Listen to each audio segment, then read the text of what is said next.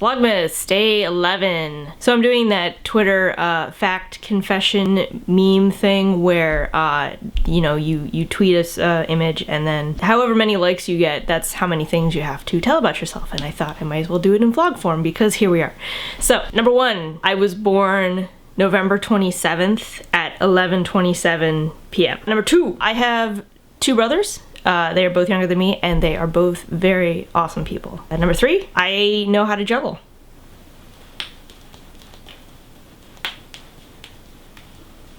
Number 4, I like to sing, but I'm kind of bad at it. I will hum, you know, Steven Universe, as you've seen, you know, Little Mermaid, Part of Your World. I've sung Frozen. Usually, like, I'll sing while I'm in the shower, because it's, you know, obviously a lot of people do that. But I would maybe like to be a little bit better, but, you know, I don't know if I want to do, like, voice lessons or something. But, I mean, if anything, it's just something that, you know, makes me happy. So number 5, my favorite color is blue. I don't think that was that hard to figure out because I think a lot of things that if there's a choice I tend to go blue. I think people already know that one. Number 6 is that I very much want to move to Seattle. It's just trying to get all the logistics and, you know, also employment. Number 7, so anybody who knows me already, I do videography. My background is in filming weddings. So a couple years ago I filmed a wedding that Hillary Clinton was at.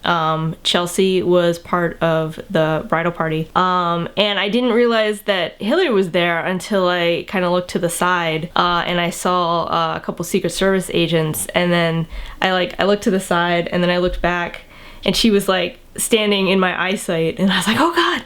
So yeah, it was one of those things I didn't realize until that moment. I also, not the same wedding, but I also filmed a wedding where Conan O'Brien was present. That was fun. That was, he was just sort of like trying to be in the background, just like normal guy. But I had seen him walk in right before the ceremony happens, and I was like, man, that guy is like a dead ringer for Conan O'Brien. And then, you know, about 10 seconds later, I was like, oh, that is Conan O'Brien. So by the end of the shoot, like, he was getting ready to leave, and we hurried up to him, and I got his autograph on the back of what was my current business card. So it's real hurried, but I have it anyway. Number 8. So I'm obviously a big baseball fan, and I've been to a lot of baseball games, but I've never been to another organized sport. I would love to go to a football game, but ticket prices for that are always incredibly high unless you're like obviously like a season ticket holder or something. So today is Friday. Sunday the Ravens and the Seahawks play each other here in Baltimore, and I wanted to go. When I heard about that, I wanted to go, and I looked up tickets on StubHub, and they were like $100 for the very upper deck, and I was like, no. That's way too much for me. So someday I would like to. Number 9, I have been to 4 of the total 30 baseball stadiums in North America. I would love to eventually go to all of them. The 4 that I have been to, obviously, Camden Yards Nationals Park, Safeco Field in Seattle, because obviously, and the Angels Stadium, which I can't remember the exact name of it. I think it's just Angels Stadium, Angels Park. The Los Angeles Angels of Anaheim. Number 10. So right now, MST3K is, or specifically Joel, is running a Kickstarter campaign for the reboot, which I think has already met their initial goal, so now everything is a stretch goal. MST3K very much informed my humor growing up, and, you know, several like family in-jokes have stemmed from the various riffs over the years. But when the reboot was announced, I'm not excited about it. Like, I know that little by little he's been revealing like different things and cast members and everything, but it's like, even if he got the entire cast to come back, like, I don't think I'd even want that. It's so much a thing of the past and my personal past, you know, and it's like, it would never be the same Like even if he brought back everybody who had been involved with previously, it would not be the same because everybody's moved on. They've all grown and changed as people and as comedians, and it would not be a bunch of guys in a small Midwestern town doing a low budget puppet show. Essentially, it would be something else. I mean, obviously this Kickstarter has raised quite a bunch of money right now. I don't know the exact total, but yeah, I don't know. I mean, I'm not excited about it currently. Maybe once it gets going and I'll see some of it. I'm currently not excited by it, but I also want to wait and see what comes of it, I think, because and like I said, like it really informed the original show really informed my humor growing up, and watching old episodes and shorts, it's almost like comfort food or like a security blanket or something, because it's very much nostalgia and those things that bring me back to when I was a kid, and it's not the same. I don't know where I was going with that, but anyway. Number 11, I still have not seen Mad Max. Number 12. I do tend to save old cards and letters that people send to me. There was one in particular, and I'm very disappointed that I can't find it, but I know I have it somewhere because I would not throw it away, but I do have the very last birthday card that my grandmother sent me. She passed away a few months after that, and that's been it's been about almost 10 years now, so I really want to find it. I know it's just I stuck it somewhere, and I would be like, it's gonna be safe here, and then I forgot where it went. But I know I have it. It has to be somewhere. So number 13, I have been doing freelance videography for about 4 years, and this past year I feel is the first one where everything ran very smoothly. I think last year I worked out a lot of the kinks that I think had plagued me, I think, in years previous to that, and then like last year I think was kind of like a test run for this year, and I feel like this year I have now, like 4 years into it, I have finally gotten a handle on just how it works and how to handle taxes and how to handle like business expenses and how to put those on tax forms. It is the most adult thing I think I have ever done. But I'm happy with it so far. I think it could be better, but this is it's the first year where I feel the most confident about everything regarding that, and I'm happy. Number 14 is, I cannot believe that like 3 weeks from now we'll be in 2016. 2015 went by so fast. I feel like it's still, didn't we just have New Year's? Like, didn't 2015 just start?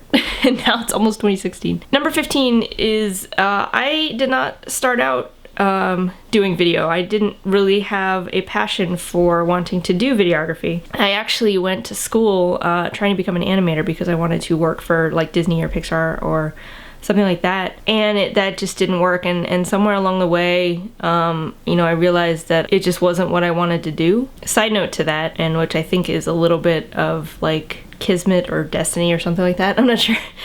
So my senior year in high school, I was checking out obviously different animation programs, and one of them that caught my eye was Pratt Institute in it's in Brooklyn. And so my dad and we went up there for a college visit. I want to say it would have been a few months after I graduated high school, because I graduated high school and then I went to community college while I was trying to figure out what like full college I wanted to go to. And so I want to say it was like November or so, and we went up, and so we just did sort of like a little 2-day thing where we went up in the morning, toured the campus, spent the night, and then the following day came home. And there was a diner that was across the street from where we were staying, and we ate breakfast there. We might have had dinner there too. I don't know.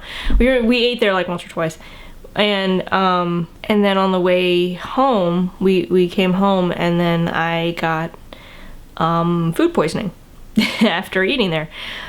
So all I remember was coming home and just vomiting after the trip. And to be honest, it did not put a good spin on the whole trip. I mean, there was other things about the trip that I didn't like. There was also a bunch of like little red flags, I think, with regards to the animation program and the fact that there just wasn't enough information, and the people who were giving us a tour didn't really have information, and I was like, this is not really a great sign. That aside, I credit the fact that I didn't go there mostly to the food poisoning, and that I think was just sort of the cap on the whole trip for me, which it worked out because I went to school here at UMBC in Maryland, and that's where I met some of my now closest friends, some of the people I've known for over a decade now.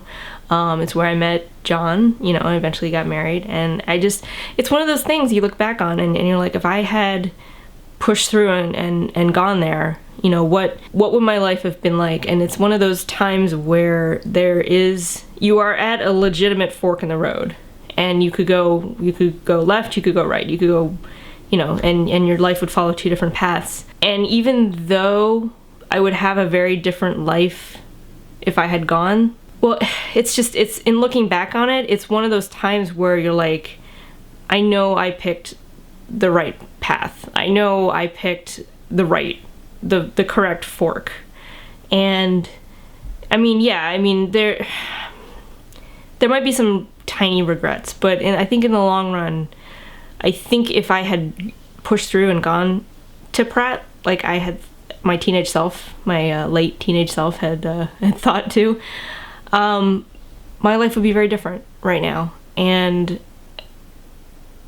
honestly, I think it would be different for the worst. So I'm, very. It's one of my good stories. Ugh. Anyway, so yeah, that's definitely something, I go and look back on, and, I look, I can't words. Oh man. No, I met John. Anyway. Oh, okay. Number 16, we're almost done. Number 16, I never had a nickname, until I met, my Desert Bus friends. And now I'm known as Sarah Mendiolo, which is great. It's funny. I laugh every time. I honestly do. In case you don't know, the first Desert Bus that I volunteered at was Desert Bus 7, and I sang along with Dix. We did Lonely Island's YOLO, and ever since then, I've become known as YOLO, or Mendiolo. And so it's fun. I mean, I never had a nickname because it's nothing, like growing up I never, I was also very shy, very introverted, so I was not seeking attention in any way, and there was nothing that would have been in my life at that time that would have been worth somebody taking notice and giving me a nickname for. So anyway, and then number 17, which is the last one, is that it was very hard to try to come up with 17 things. No, that's such a cop-out. So as I was sitting here thinking of, I actually wrote out all the things I was gonna say, but I was sitting here thinking about, I was like, I need one more. And I looked at the DVD rack behind me, and I thought of a story from, goodness, it has to be at least 10 years now, maybe like 10, 11, 12.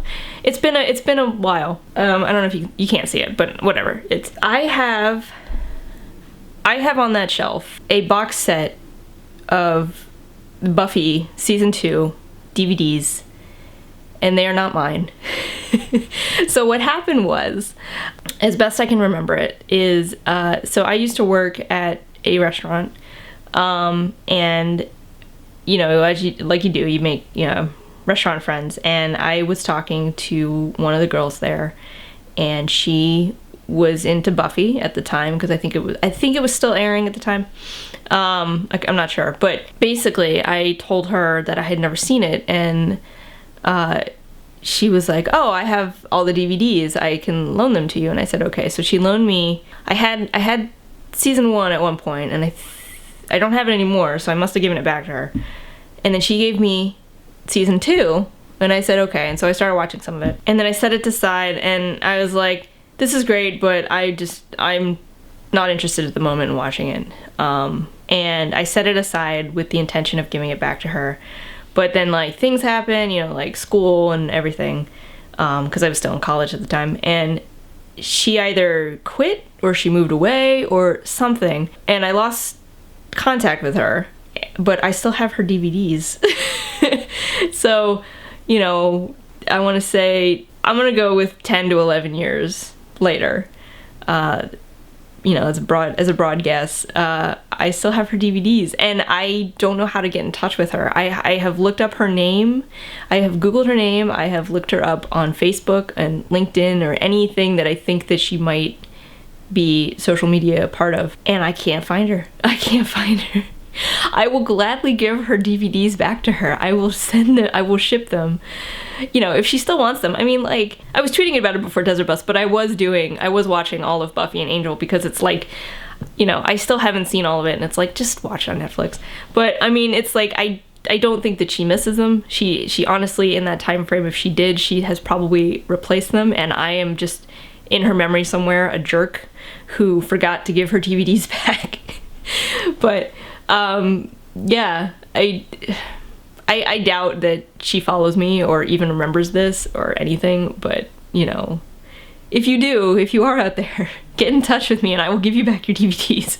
In the meantime, I guess I'll keep trying to look for her or, you know, something, but yeah, no, that is, and then on top of it all, like, we moved this summer, and, like, I had to pack up all the DVDs, and I'm going through, and I noticed I still have it. It's just been sitting there.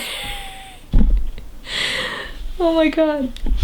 I'm the worst. I'm so bad. Okay. Anyway, watch. This is gonna be one of those things that, like, in 60 years, we'll finally, like, touch base again. And even that, like, and then it'll be a format that she can't even play anymore because DVDs will be so far gone. You know, it'll be replaced by something else. So, anyway. Alright. That's 17 things. Yes. I'm double checking. It hasn't gone up. Alright, well, whatever. If it goes up, I'll just tweet more stuff. But, yeah, so I guess that's it. And so, woohoo! I got a Vlogmas video out of this because, honestly, it's, like, almost 11 o'clock, and I'm doing this because I had another one of those, like, Groundhog Days. You get up, go to work, you know, come home, have dinner. Nothing really exciting happens. But at least it's Friday, so we got the weekend coming up, and hopefully gonna do a couple things. I also, I need to finish my Christmas shopping because I need to get presents in the mail, so I'm gonna try to do that this weekend. A lot of things to do. Anyway, wrapping it up, I will see you guys tomorrow for day 12 Vlogmas.